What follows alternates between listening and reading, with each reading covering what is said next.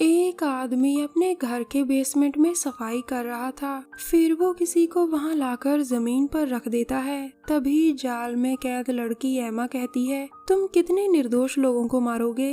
ये सुनकर जेसन कहता है, कोई भी निर्दोष नहीं होता, हर इंसान कोई ना कोई गलती जरूर करता है। वैसे भी तुम्हें पता है कि मुझे कत्ल करने का नशा है। जब तक मैं किसी को तड़पा तड़पा कर ना मारूं, मुझे नींद नहीं आती, मुझे चैन नहीं मिलता। इतना सुनकर एमा गुस्से में चिल्लाती है और फिर वो कहती है, तुम मुझे क्यों नहीं मार देते। जेसन कहता है, मैं चाहता हूँ कि कोई तो मुझे कत्ल करते वक्त देखे, इसीलिए मैंने तुम्हें 5 साल से कैद रखा है। ये कहकर वो वहाँ से चला गया था। थोड़ी ही देर बाद दूसरे कैदी रिक को होश आता है, जिसके बाद वो जोर जोर से मदद मांगने लगता है।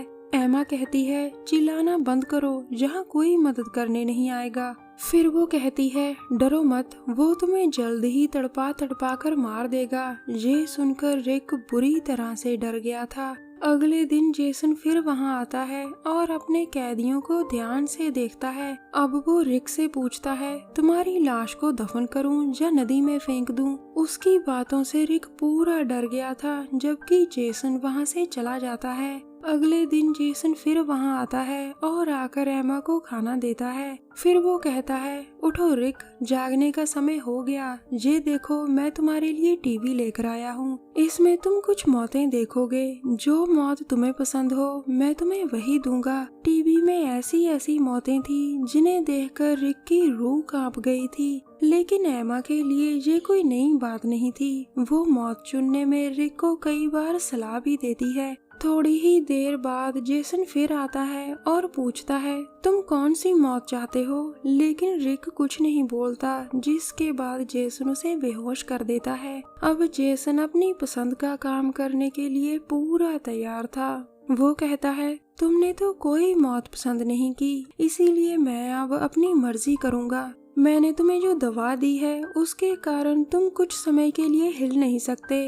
इसके बाद वो उसकी आंखों के आसपास का मांस धीरे धीरे काटता है। वो उसके नाखूनों को भी उखाड़ देता है। फिर वो उसे तड़पने के लिए वापस जाल में फेंक देता है। अब जेसन कहता है, मैं चाहता हूँ कि तुम अपनी पसंद की मौत मरो। अगले दिन सुबह रिक की हालत काफी खराब हो चुकी थी, जिसके बाद जेसन उसे जाल से बाहर निकालता है। फिर वो एमा के पास आकर कहता है, मैं तुम्हें कभी नहीं मारूंगा। इसी बीच रिक किसी तरह धीरे धीरे खड़ा हो जाता है और तभी जेसन का एक जोरदार वार उसकी जान ले लेता है। फिर वो उसकी लाश को एमा के आगे रखकर वहां से चला जाता है। दरअसल वो चाहता था कि एमा पूरी रात रिक की लाश देखे, ताकि वो अंदर से पूरी तरह से डर जाए। अगले दिन सुबह जेसन एक लड़की को लाकर जाल में कैद कर देता है। जेसन के जाने के बाद एमा अपने मुंह से रिक की उंगली निकालती है, जो उसने रात को अपने दांतों से काटी थी। फिर वो उसे जमीन पर घिसाकर उसकी हड्डी नुकीली करती है, जिसके बाद वो उससे अपना जाल काटकर दूसरी लड़की के पास जाती है।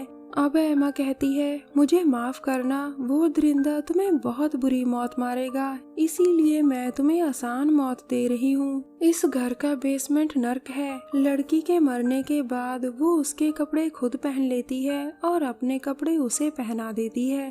कुछ देर बाद जेसन बेसमेंट में आकर कहता है, उठो नई लड़की, ये वक्त सोने का नहीं। ये कहकर वो उसके जाल को खोलकर अंदर आता है। तभी अचानक एमा उस पर रिक की उंगली से कई वार करती है। अब एमा ने दरिंदे जेसन को मार दिया था, जिसके बाद वो बेसमेंट से बाहर निकलती है। पूरे 5 साल बाद आज वो आजाद हुई थी। एक दिन शाम को मैक कहता है, कैट जल्दी जल्दी आओ, हमें विल के घर समय पर जाना है। बच्चों को बता दो कि वो खाना खाते समय शरारत ना करें। कैट कहती है, बेफिक्र रहो मैक, मैंने बच्चों को समझा दिया था कि जब हम नए पड़ोसी के घर खाने पर जाएंगे तो शरारत नहीं करना। इसके बाद मैक शांत हो जाता है और तभी घर का दरवाजा खोलकर विल कहता है, तुम सभी का परफेक्ट हाउस में स्वागत है। अब मैक का पूरा परिवार घर के अंदर आता है। कुछ ही देर में सभी रात का खाना खाते हैं, जिसके बाद वो बेहोश हो जाते हैं। कुछ देर बाद मैक का पूरा परिवार बंदी बना हुआ था, जबकि मैक अभी तक बेहोश था।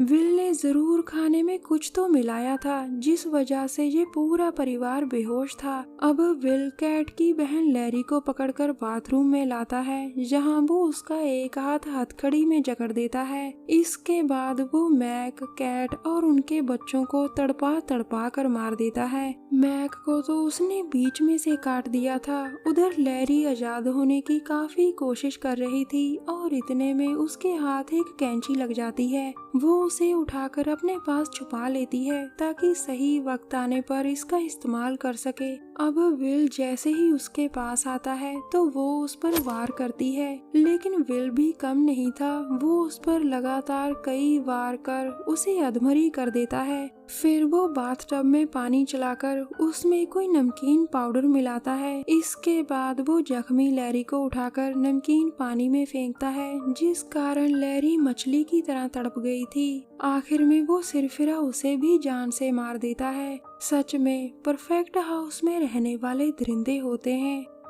आज माइक और रीटा एक नया घर देखने जा रहे थे। दोनों पति पत्नी जल्दी जल्दी नया घर खरीदकर एक अच्छी जिंदगी जीना चाहते थे। थोड़ी ही देर बाद उनकी गाड़ी एक बड़े से घर के आगे रुकती है। अब एक औरत दरवाजा खोलकर कहती है, तुम्हारा परफेक्ट हाउस में स्वागत है। इसके बाद सभी आपस में एक दूसरे से मिलते हैं। औरत का नाम डैनी था और वो उन्हें घर दिखाने लगती है। माइक कहता है, इस घर में मुझे अजीब सा लग रहा है, यहाँ की हर चीज काफी रहस्यमयी लग रही है। ये सुनकर डैनी कहती है, ये कोई आम घर नहीं, ये बहुत खास घर है। ये अपने मालिक को खुद चुनता है। लेकिन दोनों उसकी बात को अनसुनी कर देते हैं। पूरा घर देखने के बाद दोनों पति पत्नी बेसमेंट में आते हैं, जहाँ डैनी कहती है, ये घर का सबसे खास हिस्सा है, जहाँ तुम वो काम कर सकते हो जो तुम दुनिया से छुपाना चाहते हो।